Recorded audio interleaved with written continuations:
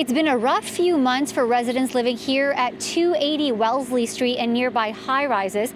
The building's dealing with a number of issues, including fires and power outages, and residents living here say they feel frustrated because of miscommunication with management.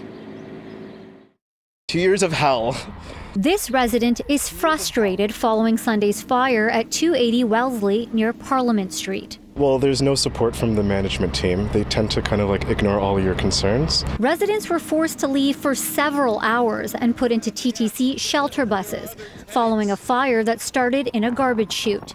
No damage to apartments, but there was water damage to the hallways. People never got the all clear, so some people stayed in their units and stayed in their units. They didn't know if it was safe to go to sleep. They didn't know what was happening. No one ever came on and said, guys, it's been resolved. It wouldn't be as big of a deal if this was an isolated incident, but it isn't. With 650, there was the fire. With 260, there were all of their outages and electrical issues. Here we had an outage in February for the ESA inspection. It was supposed to be 24 hours without power, heat, and water, and it ended up lasting close to 72 hours without heat and without water. The power came back on. And the only reason it didn't go longer was because the Tenants Association formed and we started putting so much pressure on. Danielle Schwabanita is part of the 280 Wellesley Tenant Association. She says the board got management to commit to over 100 repairs by May 22nd. She adds a significant number of repairs haven't been completed yet. We reached out to Wellesley Parliament Square Property Management for comment. They said in part, our focus now is on making the necessary building repairs as quickly as possible.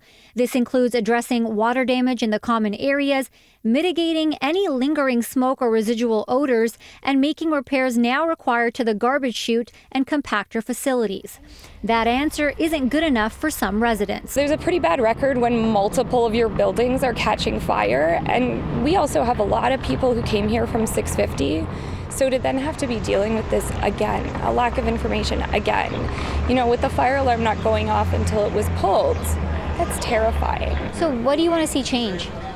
I'd like for there to be more accountability from the management team, because I feel like they don't really care about the residents in the building. I would like the city to actually do more follow-ups with them, because I don't think they take it seriously when the residents are informing them about the issues here. As for Sunday's fire, a management spokesperson says it was because of the misuse of a chute and that an investigation is no longer necessary.